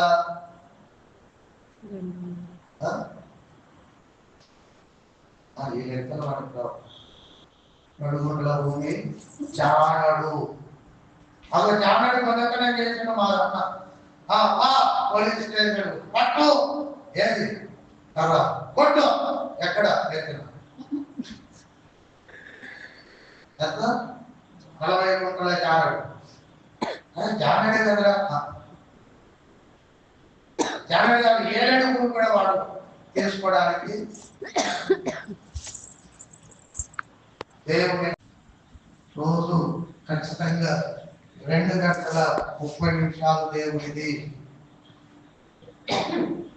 రోజు ఎన్ని గంటలు దేవుంది? ఈ కొడుకును కూతురును పడి నువ్వు కూడా విశ్వాసమే కదా, నువ్వు కూడా యేసు రక్తంతో కడబడిన వ్యక్తివే కదా, సేవకుడి కన్నా నువ్వేమి తక్కువ వాడు కాదు కదా, నువ్వు కూడా ఆయన దృష్టిలో విలువైన వాడవే కదా, అపూర్వమైనటువంటి వాడవే కదా. మరి ఆయన క్రమము చొప్పున దశమభాగం పడే సమయాన్ని నువ్వు ఆయనకి ఇవ్వాలి కదా.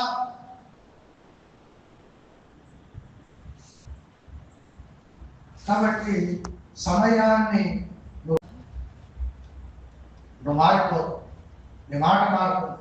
2 గంటలు ప్రభువా నాకు ఈ లోపం ఉంది, ఈ కష్టం ఉంది, ఈ ఈ ఈ పనికి మారినటువంటి ఆలోచనలు ఉన్నాయి, వీటన్నిటి నుండి నాకు విడుదల దయచేయమని ప్రార్థన చేస్తావో, వాక్యం చదువుతావో, వాక్యం వింటావో, ఆయన నామస్మరణ. ఒక్కోసారి ఆ 20 గంటలు వేసుకునే వాళ్ళు నాకు నచ్చుతుంది. ఎందుకంటే ఆ 40 రోజులన్నా వాళ్ళు ఒకటే పదం పాడతారు. ఆ 40 రోజుల్లో ఆ పదంలోనే వాళ్ళు మునిగి క్రైస్తవుడు 2 గంటలైనా ఆ పదం పాడకపోతే నువ్వే క్రైస్తవు అంటే వాడు రోజంతా అదే పదం పాడుతున్నాడు. వాడి భక్తి గొప్పదా, నీ భక్తి గొప్పదా? ఆలోచన. వాడి భక్తి గొప్పదా అన్నాడు, నీ భక్తి గొప్పదా? ఆయన తెల్లారులో లేస్తాడు, సబ్బు లేకుండా స్నానము, చెప్పులు లేకుండా ఇంటింటికి వెళ్ళి భిక్ష అడిగి వాడు 24 గంటలు 40 రోజులు. మరి రోజుకు 2 గంటల సమయాన్ని కూడా దేవుడికి కూడా ఆ 2 గంటల సమయాన్ని కూడా నువ్వు దొంగతనం చేస్తున్నావు. కాబట్టి మనము అందుకే ప్రభు అన్నాడు అందరూ నల్లదలు. ఎంతమంది? ఈ జనులందరూ దొంగిలించుచూనే ఆయన మాట్లాడలేడు, ఆయనేతలేడు, ఆయనేతలేడు, దొంగిలించుచూడే ఉన్నారు. అంటే ఆయనకి అది నేను ప్రేమించినట్టు వాడు గుర్తుకుంటూనే వస్తాను. నేనేం చేయాలి అని నా బాధ అర్థం కావట్లేదు. వీళ్ళు ఏం చేస్తున్నారు? దొంగిలించుతూనే అని ఎప్పుడు మాట్లాడారు దొంగతనం అంటే ఆయన దగ్గర సమాధానం లేదు. అన్ఆన్సర్డ్ క్వశ్చన్, సమాధానం లేని ప్రశ్న. దేవుడు ఎన్నిసార్లు చెప్పాడు ఇంట్లో? చివరికి ఆయన అన్నాడు వారు నా యొక్క దొంగిలించుతూనే ఉన్నాడు. ఇక వాళ్ళు మాడుకుంటారనే ఆలోచన కూడా నాకు రావట్లేదండి అన్నట్టు. కాబట్టి దేవుని దగ్గర మనిషి దొంగిలిస్తే తర్వాత చదువు, మీరు శాపగ్రస్తులై ఉన్నారు. మీరు శాపగ్రస్తులై ఉన్నాడు. కాబట్టి దీవెన రాదు. ఈ పిల్లలకు ప్రార్థన చేస్తారు. చర్చలో బైబిల్ చేయడం కాదు, ఇంట్లో బైబిల్, కుటుంబ ప్రార్థనలో బైబిల్. అర్థం అవుతుందా? నువ్వు వ్యక్తిగతంగా పొద్దున లేస్తేనే బైబిల్ ముందు పడాలి. ఈ పిల్లలు కూడా లేనప్పుడు కూడా ఉదయాన్నే లేచి 4 గంటలకు 4:30కు నేను చిన్నప్పుడు చూస్తాను. ప్రార్థన అయిన తర్వాత మిగిలిన పని అయితే ఆమె చేసిన పద్ధతి ఎలా వచ్చిందో ఆ ఊరికి ఎలా వచ్చిందో ఇప్పటికీ అదే. వీటికి వచ్చినాక ఇంకా ఎక్కువైంది. రాను అంటుంది 10 కావాలి. ఇదే నేను బయటకు చదువుతాను, నేను బోర్డు గడిపోతా 10 పావు అయింది. ఆమె ఇంటికి వెళ్తుంది రా అంటే మేము గొప్పగా రాదు చెప్తున్న విషయం. నువ్వు మార్పు నీళ్ళు మార్పు కొత్తతనం చేయదు. డబ్బు తర్వాత విషయం. నీ డబ్బు ఎవరికి కావాలి? సమయాన్ని ఇవ్వకుండా డబ్బు ఇస్తానని దశభాగం ఇస్తాను నువ్వు వేస్ట్. దేవునికి కావాల్సింది నీ సమయం, తర్వాత నీ డబ్బు, దానివల్ల జీవనం. కాబట్టి సమయం అనేది చాలా ప్రాముఖ్యమైన. వ్యక్తిగతంగా ప్రభుత్వానికి 27వ కీర్తన 4వ వచనంలో దావీదు ఏమన్నాడు? దేవుని యొక్క వరం అడిగింది, దాన్ని నేను వెతుకుతూ ఉన్నాను. నా జీవిత కాలం అంతా యెహోవా మందిరంలో నివసింపగోరుచున్నాను. జీవిత కాలం అంతా ఈ రాజ్యం, ఈ పరిపాలన, ఈ బాధ నాకు నేను దేవుని సన్నిధిలో నా జీవిత కాలం అంతా నివసింపగోరుచున్నాను. ఎంత మంచి మాట, ఎంత మంచి. నా సమయం అయిపోయింది ఆమె అన్నట్టుగా సమయం 9 ఆమె. ఓకే, వింటారా? హల్లెలూయా అనండి, అనండి హల్లెలూయా. దేవునికి స్తోత్రం, దేవునికి స్తోత్రం, హల్లెలూయా, దేవునికి స్తోత్రం, హల్లెలూయా, దేవునికి స్తోత్రం, దేవునికి స్తోత్రం, దేవునికి దేనికి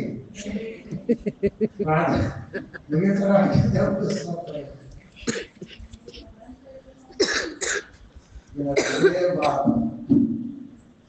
నేను 9 అయిపోయింది. ఇంకా చెప్పాల్సి ఉంది. వచ్చే సంవత్సరం చెప్తాను.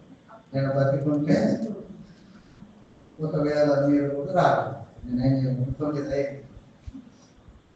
మొదటిది శాపం రాకుండా ఉండడానికి మొదటిది ఏంటి? ఆయన తోటలో ఉంటే ఏమి రాదు, శాపం రాదు. రెండవది ఆయన ఆజ్ఞలు వింటే ఏమి రాదు, శాపం రాదు. మూడవది ఆయన మీద మనస్సు ఉంటే శాపము రాదు. నాలుగవది ఏమిటి? సమయం ఇవ్వాలి. ఆయన దగ్గర దొంగతనం చేయకుండా ఉంటే. దేవుని దగ్గర దొంగతనం చేయడం పూర్తి కాదు, పూర్తి అమానుషం. అలా ఏం దొంగతనం చేస్తున్నాం మనం? సమయం దొంగతనం చేస్తున్నాం. రెండవది సామర్థ్యం అంటారు, టాలెంట్. మొదటి సమయాన్ని ఇంగ్లీష్లో ఏమంటారు? టైం. కాబట్టి రోజు 2 గంటలు దేవుడితో ఉండు, నువ్వు మహారాణి అయిపోతావు. రెండవది టాలెంట్, సామర్థ్యం అంటారు. దగ్గర రాసేసుకోండి. మత్తయి సువార్త 25వ అధ్యాయం 30వ వచనం. అక్కడ ఏమని ఉందంటే 5 తలాంతులు ఒకరికి ఇవ్వబడ్డాయి, 2 తలాంతులు ఇంకొకరికి ఇవ్వబడ్డాయి, 1 తలాంతులు ఇంకొకరికి ఇవ్వబడింది. కాబట్టి 5 తలాంతులు చేసుకున్నాడు, మళ్ళా 5 తలాంతులు సంపాదించాడు. 2 తలాంతులు చేసుకున్నాడు, మళ్ళా 2 తలాంతులు సంపాదించాడు. 1 తలాంతు చేసుకున్నాడు, వాటి దాన్ని ఏం చేశాడు? పాతిపెట్టాడు. సామర్థ్యం చొప్పున వారికి తలాంతులు ఇచ్చారు. కాబట్టి దేవుడు నీకు ఇచ్చినటువంటి తలాంతులను నీవు దాచి పెడితే నువ్వు దొంగవే, ఖర్చు పెడితే నువ్వు దూరము. పాటలు పాడే తలాంతు నీకుంది, దాచిపెట్టదు. కొందరికి పాటలు పాడతారు, కొందరు పరిచయం చేస్తారు. రెండు తలాంతులు వాళ్ళకి. పాటలు పాడతారు, రెండవది ఏంటి పరిచయం చేస్తారు. కొందరు పాటలు పాడతారు, పరిచయం చేస్తారు, ప్రార్థన చేసే తలాంతు. రాజబాబు ఉండే చచ్చిపోయారు బాబుతో. ఆమె ఈ చర్చికి పునాదులు వేశారు. నేను 3 సార్లు వచ్చి పిల్లలకు నీళ్ళు పట్టేవాడు. అందరు కృష్ణగిరి ఇదేంటి పోతున్నాడు వస్తున్నాడు అని అనుకున్నట్టు ఇక తప్పదు, మొత్తం పిల్లలకు నీళ్ళు పట్టిపోయేవారు. అప్పుడప్పుడు ఆమె ఆ పిల్లల పక్క దగ్గర నాకు వెళ్ళిపోయింది. మొక్కకి వచ్చి ఎండ మండుంటాడు. ఆ పిల్లల పక్క దగ్గర కూర్చొని ఆమె ఏం చేసేది, ప్రార్థన చేసేది. చూసిన వారికి అబ్బాయి ఇంత భక్తిగా అనిపించేది ఒక ఆయనకి ఇచ్చిన తలాంతు భారం అనుకోండి. కొందరికి ఎలా ఉంటుందంటే ఇప్పుడు పండుగ వస్తుంది, ఏ పండుగ అయింది, మట్టలాదివారం అని మట్టలాదివారం వస్తుంది, మట్టలు చేయాలి కదా అని సమయోచితమైన ఏర్పాట్లు వాళ్ళు చేసేస్తారు. ఇక వాళ్ళకి చెప్పక్కర్లేదు.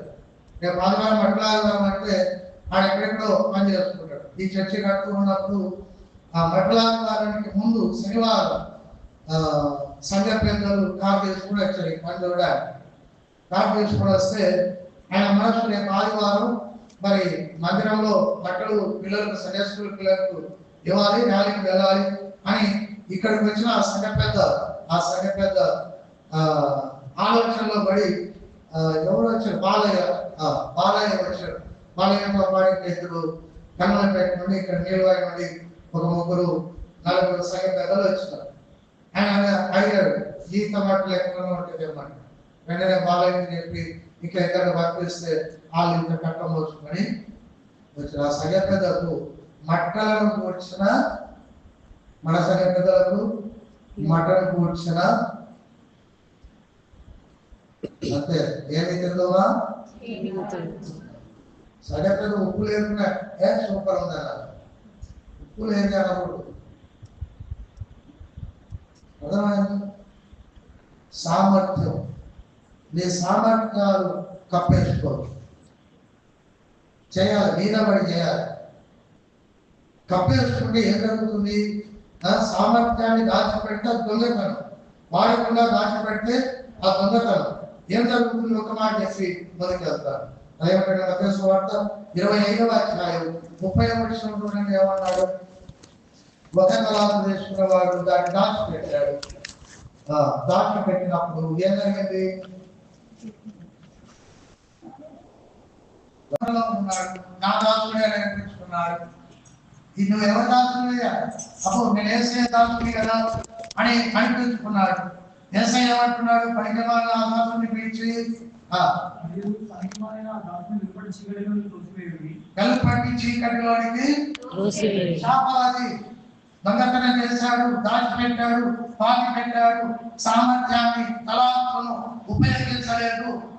సోమరి వెళ్ళిన చెడ్డదాసుడు, సోమరి వెళ్ళి చెడ్డదాసుని ఎక్కడ పడేయాలట, అక్కడ ఏముందట, శాపం. కాబట్టి సామర్థ్యాన్ని దొంగతనం చేయదు, సమయాన్ని దొంగతనం చేయదు, సామర్థ్యాన్ని దొంగతనము చేయదు. ఇంతవరకు చదువుకున్నట్టుగా మలాకి గ్రంథం 3వ అధ్యాయం 10వ వచనంలో 9-10 వచనాల్లో దశమ భాగం సంపదను దొంగతనము చేయదు. అది చూడక్కర్లేదు, మీకు ఫీడ్ అయిపోయింది. దశమ భాగం నా దగ్గర దొంగతనము చేసినారు. మీ దశమ భాగం మీకు తెలుసు, నెలకు మీ జీతం ఎంత మీకు తెలుసు, దేవునికి ఎంత ఇస్తున్నావో నీకు తెలుసు, నీ కూలి ఎంత నీకు తెలుసు, ఆ కూలీలో దశభాగం ఎంత తీసుకున్నావో నీకు. నేను పురుగుల పండుగ తీశాను అని దేవుడు అడగల, పురుగులు అనలేదు, పండగ అనలేదు. అది ప్రత్యేకమైనటువంటి కానుక. ఆ కానుకలు నువ్వు ఇస్తున్నావో ఇవ్వవో అది అది పక్కన పెట్టాడు. దాని గురించినటువంటి లెక్క దేవుని దగ్గర ఏం లేదు. కృతజ్ఞత కానుక ఇస్తే ఇవ్వు, ప్రతిష్ఠిత కానుక ఇస్తే ఇవ్వు, మొక్కుబడి కానుక ఇస్తే ఇవ్వు. ప్రథమ ఫలం నాది, దశమ భాగం దేవుడు. ప్రథమ ఫలం దేవుడి, దశమ భాగం దేవుడి. కాబట్టి దొంగతనం చేస్తున్న రావట్లే చెప్పేసరికి చాలా మంది సేవకుల మీద కొంచెం కాలాలు తిరిగారు. ఇక చూసిన డబ్బులు ఎత్తున్నాడు. డబ్బులు ఎందుకు దొంగతనం చేస్తున్నాం అంటే సమయాన్ని దొంగతనం చేస్తాం కాబట్టి, మనం త్వరగా ఉన్న మనస్సు లేని వారు కాబట్టి డబ్బు ఇవ్వబుద్ధి కాదు, సమయమే ఇవ్వలేదు. రెండవది సామర్థ్యం ఇవ్వలేదు. సామర్థ్యం అంటే దేవుడు నాకు ఇచ్చినటువంటి తలాంతులు, ప్రార్థన చేయడము, పాటలు పాడడము, శుభ్రం చేయడము, బోర్డు తవ్వడము, ఒక వ్యక్తిని దేవుడి మందిరానికి నడిపించడము, ఒక వ్యక్తి ఇంటికి కష్టంలో ఉంటే ఆ వ్యక్తి ఇంటికి వెళ్ళి ఆ వ్యక్తిని ఆదరించడము, చర్చికి రాని వ్యక్తి దగ్గరికి వెళ్ళి ఆ విషయం కనుక్కొని ఇదిగో ఇలా ఈ కారణాన్ని బట్టి రాలేకపోతున్నాడంట, ఆ కారణాన్ని మనం అందరం కలిసి సరిచేద్దాము అని ఆ ఆలోచనతో ఆ వ్యక్తి కుటుంబానికి ఆటంకంగా ఉన్నటువంటి ఆ ఆటంకాన్ని తొలగించి ఆ వ్యక్తి మందిరానికి తిరిగి నడిపించడం సామర్థ్యం ఏమిటో. కాబట్టి ఆ సామర్థ్యాన్ని ఉపయోగించాలి. ఆ తర్వాత సంపదను అనగా దశమ భాగాన్ని దేవుడికి నీవు ఇవ్వాలి. దాచి పెడితే శాపం వస్తుంది. ఏమి దాచకూడదు, దోచుకోకూడదు. సమయం, రెండవది సామర్థ్యం, మూడవది సమయం. అప్పుడు మన మీదకి దీవెన వస్తుంది. దేవునికి నేను సమయం, దేవుని సమయాన్ని దేవునికి ఇస్తే, దేవుని సామర్థ్యాన్ని, తలాంతులను దేవునికి ఖర్చు పెడితే, దేవుని ధనాన్ని దేవునికి ఇస్తే నేను చెడిపోతాను, నష్టపోతాను అని అనుకున్న వాళ్ళందరూ చెడిపోయారు. అందరూ చెడిపోయారు. దేవునికి సమయాన్ని ఇచ్చిన వాడు, దేవుని సమయాన్ని దొంగతనం చేయకుండా దేవునికి ఇచ్చిన వాళ్ళు వర్ధిల్లిన వారు. దేవుడు ఇచ్చిన తలాంతులను, సామర్థ్యాలను దేవుని కొరకు ఖర్చు పెట్టిన వారు వర్ధిల్లిన, శాపం లేదు వారికి. దేవుడి ధనాన్ని దేవునికి ఇచ్చి ఆశీర్వదించబడ్డ వారు చాలా మంది. కాబట్టి నీవు శపించిన ఈ చెట్టు ఏమైపోయింది? వెళ్ళిపోయింది. మానవుని శాపం తాత్కాలికం, దేవుని శాపం శాశ్వతంగా. కాబట్టి శపించబడని చెట్టుగా ఈ పరిశుద్ధ వారంలో దేవాలను మార్చు అని మనల్ని మన ప్రభువుకు అప్పగించుకుందాం. మిగిలిన కారణాలు దేవుడి చుట్టూ మీద వచ్చే సమస్యను జ్ఞాపకం చేసుకున్నాం. తరువాతనే ప్రార్థన చేస్తున్నాం. చిన్న ప్రార్థన ఉన్నారు కూడా. శపించబడిన చెట్లు అవుతావా, దేవుని దీవెన పొందిన చెట్టుగా ఉంటావా? అది నీ చేతుల్లో ఉంది. కాబట్టి నువ్వు ఏ చెట్టు అవుతావు? ఆందోళన చెట్టు శపించబడిన చెట్టు అయింది.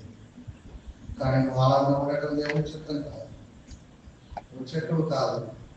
ఆయన రక్తముతో కొనబడిన వ్యక్తిని. ప్రభా, నేను శపించబడిన విశ్వాసంగా ఉండకుండా నాకు సహాయం చేయమని అడుగుదామా? ఆయన తోటలో ముందు ఆయన ఆజ్ఞలు విను.